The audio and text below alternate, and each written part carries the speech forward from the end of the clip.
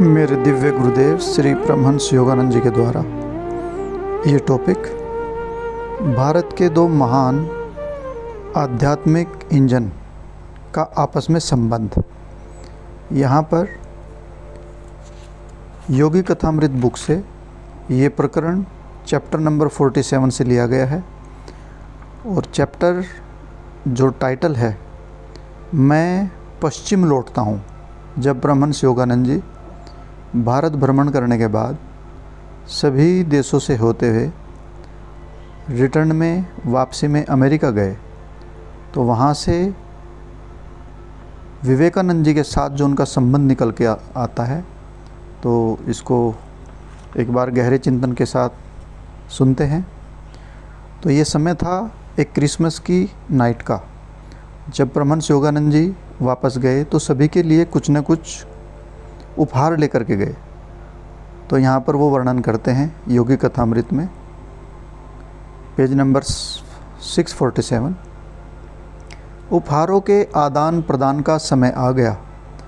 पृथ्वी के दूर दूर के कोने से फिलिस्तीन, मिस्र, भारत, इंग्लैंड, फ्रांस, इटली से उपहार लाए गए थे।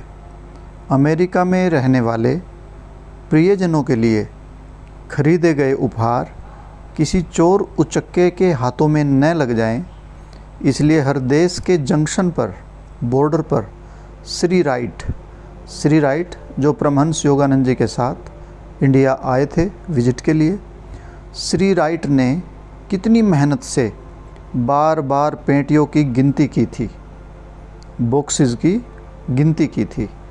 फिलिस्तीन के पवित्र जैतून वृक्ष के फलक, बेल्जियम और हॉलैंड की नाजुक झालरें और काशीदार कारी के काम, ईरानी गलीचे, अत्यंत बारीक बुनावट वाली कश्मीरी शालें, मैसूर के सदा सुगंधित रहने वाले चंदन के ट्रे, मध्य प्रदेश के शिव पत्थर, दीर्घकाल पूर्व लुप्त भारतीय राजवंशों के सिक्के, रत्न खचित फूलदानियाँ और प्यालियाँ, छोटी छोटी प्रतिकृतियाँ, पर्दे, धूप, अगरबत्ती, इत्र, स्वदेशी कॉटन प्रिंट्स, लाखों के काम की वस्तुएं, मैसूर की हस्तिदंत की कलाकृतियाँ, ईरान की लंबी नोक वाली जूतियाँ, विचित्र सी लगने वाली परंतु काफ़ी मेहनत से चारों ओर नक्काशी काम कर सुंदर बनाई गई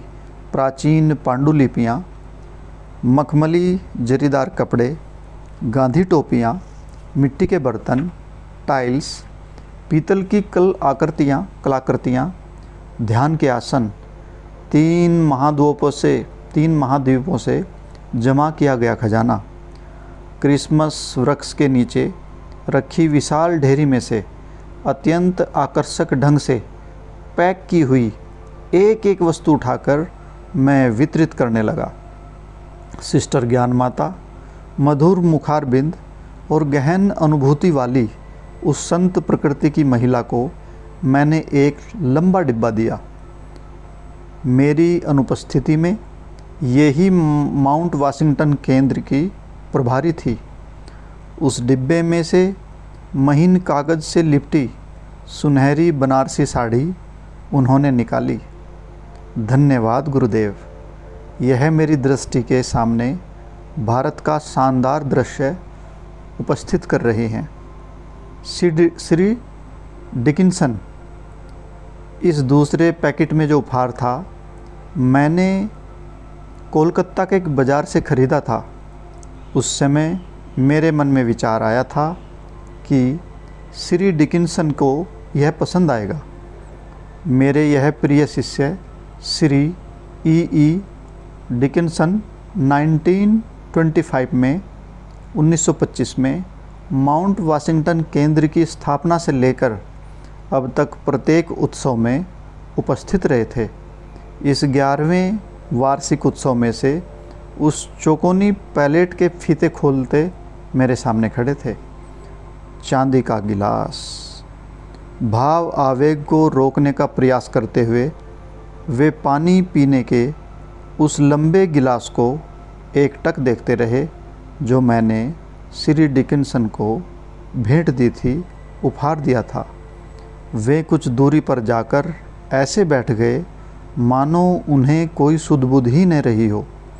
अपनी सांता क्लॉज की भूमिका फिर शुरू करने से पहले मैं उनकी ओर स्नेह भरी दृष्टि से देखकर मुस्कुराया। सब उपहारों के दाता उस परम दाता की प्रार्थना के साथ भावपूर्ण उद्गारों की उस शाम का समापन हुआ। उसके बाद कुछ देर तक सब मिलकर क्रिसमस कैरोल्स गाते रहे। कुछ दिन बाद श्री डिकिंसन और मैं बातचीत कर रहे थे। उन्होंने कहा, गुरुदेव, चांदी के गिलास के लिए मेरा हार्दिक धन्यवाद कृपया स्वीकार कीजिए। क्रिसमस की उस रात मुझे आपको धन्यवाद देने के लिए शब्द नहीं मिल रहे थे। मैं वह गिलास खास तुम्हारे लिए ही लाया था। 43 वर्षों से मैं उस चांदी के गिलास की प्रतीक्षा कर रहा हूँ गुरुदेव। यह लंबी कहानी है जो अब तक मैंने अपने हृदय में ही छिपा कर रखी थी। श्री डिकिंसन ने कुछ संकोच के साथ मेरी ओर देखा। इसकी शुरुआत बड़ी नाटकीय थी। मैं पानी में डूब रहा था। घटना नेब्रास्का राज्य में एक छोटे शहर की है। मेरे बड़े भाई ने एक दिन खेल खेल में मुझे 15 फुट गहरे तालाब में ढकेल दिया। तब मैं केवल 5 वर्ष का था। जब मैं दूसरी बार पानी के नीचे डूबने लगा, तभी सारे अंतरिक्ष को प्रकाशमान करता हुआ एक बहुरंगी दीप्तिमान प्रकाश प्रकट हुआ। उस प्रकाश के बीच में एक पुरुष की आकृति थी। उस पुरुष की आंखें अत्यंत शांत थी और उसके चेहरे पर अभय दान करने वाली मुस्कान थी। जब तीसरी बार मेरा शरीर पानी के नीचे जाने लगा तो मेरे भाई के एक साथी ने पास में खड़े एक लंबे पतले पेड़ को नीचे झुका दिया, जिससे मेरी उंगलियां उस पेड़ को पकड़ सकी। तब उन लड़कों ने मुझे किनारे पर खींच लिया और मेरा प्रथम उपचार किया। इस घटना के 12 वर्ष बाद जब मैं 17 वर्ष का हो गया था, तब एक दिन अपनी माँ के साथ शिकागो गया। वह 1893 का सितंबर का महीना था। विख्यात विश्व धर्म संसद का अधिवेशन चल रहा था। माँ और मैं एक मुख्य सड़क पर पैदल जा रहे थे कि पुनः उसी प्रकार का दीप्तिमान प्रकाश मेरी आंखों के आगे कौंध गया। हमसे कुछ ही कदम की दूरी पर वही पुरुष मुझे आराम से टहलता दिखाई पड़ा, जिसका मुझे वर्षों पहले डूबते समय दर्शन हुआ था। वह पुरुष एक विशाल सभागृह के पास जाकर उसके दरवाजे में से अंदर घुसकर अदृश्य हो गया। मैं चीख पड़ा, माँ, यह वही आदमी था जो मेरे डूबते समय प्रकट हुआ था। माँ और मैं तुरंत सभागार में जा पहुँचे। वह पुरुष व्याख्यान मंच पर बैठा हुआ था। थोड़ी देर में हमें पता चल गया कि वह पुरुष भारत के स्वामी विवेकानंद थे। उन्होंने आत्मा को झंझोर देने वाला व्याख्यान दिया। उनका व्याख्यान समाप्त होने के बाद मैं उनसे मिलने के लिए आगे गया। मुझे देखते ही वे इस प्रकार मुस्कुराए मानो हम पुराने मित्र हों। मैं इतना छोटा था कि अपनी भावनाओं को व्यक्त करने की अक्ल मुझ में अभी नहीं आई थी, परंतु मन ही मन मैं आशा कर रहा था कि वे मेरे गुरु बनेंगे। उन्होंने मेरे मन की बात पढ़ ली और उन्होंने उत्तर दिया। स्वामी विवेकानंद जी ने उत्तर दिया, नहीं बेटा, मैं तुम्हारा गुरु नहीं हूँ। स्वामी विवेकानंद ने अपनी सुंदर भेदक आँखों से मेरी आँखों में देखते हुए कहा, तुम्हारे गुरु बाद में आएंगे, वे तुम्हें चांदी का एक गिलास देंगे। थोड़ी देर रुककर मुस्कुराते हुए उन्होंने कहा, अभी तुम जितने आशीर्वादों को ग्रहण कर सकते हो, उससे कहीं अधिक आशीर्वाद वे तुम्हारी झोली में डालेंगे। थोड़े ही दिनों में मैं शिकागो से लौट आया और उसके बाद मुझे पुनः कभी महान विवेकानंद जी का दर्शन नहीं हुआ, परंतु उनके मुख से निकला एक एक शब्द मेरी अंतर्मम चेतना पर अमिट रूप से अंकित हो गया। वर्षों पर वर्ष बीतते गए, कोई गुरु नहीं आया। 1925 में एक रात मैंने बहुत गहराई से प्रार्थना की कि हे भगवान, मेरे गुरु को मेरे पास भेज दें। कुछ घंटों के बाद कर्ण मधुर संगीत से मेरी नींद खुल गई। बांसुरिया एवं अन्य वाद्य लिए कुछ देवदूत मेरी दृष्टि के सामने प्रकट हुए। कुछ देर तक सारे वातावरण को स्वर्गीय संगीत से भरकर वे धीरे धीरे अदृश्य हो गए। दूसरे ही दिन यहाँ लॉस एंजलिस में मैं पहली बार आपके एक व्याख्यान में आया गुरुदेव, और उसी समय मुझे पता चल गया कि मेरी प्रार्थना पूरी कर दी गई है।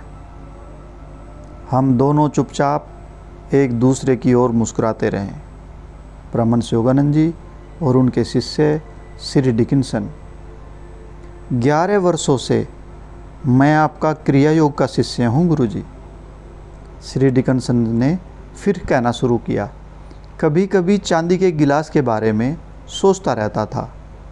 अपने मन को तो मैंने लगभग विश्वास ही दिला दिया था कि स्वामी विवेकानंद के शब्द केवल सांकेतिक थे, परंतु क्रिसमस की उस रात जब क्रिसमस वृक्ष के पास आपने वह डिब्बा मेरे हाथ में दिया, तब जीवन में तीसरी बार वही दीप्तिमान प्रकाश मेरी आंखों के सामने फिर कौंध गया।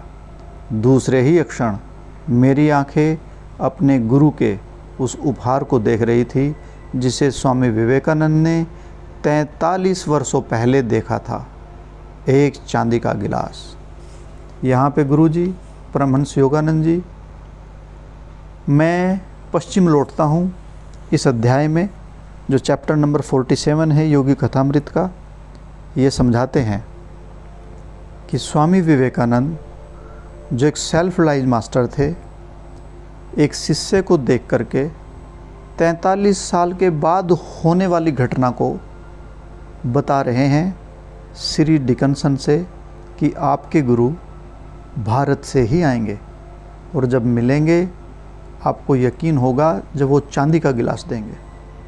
और यहाँ पे परमहंस योगानंद जी जो 43 वर्ष के बाद श्री डिकिंसन से मिले, चांदी का एक गिलास का उपहार देते हुए, जो स्वामी विवेकानंद ने 43 साल पहले ही बता दिया था, तब आप समझ सकते हैं कि परमहंस योगानंद जी, दिव्य गुरुदेव और स्वामी विवेकानंद जी एक दूसरे से कितने आत्मिक रूप से एक हैं, और ये दोनों ही आध्यात्मिक इंजन हैं भारतीय संस्कृति के। जय गुरु जी।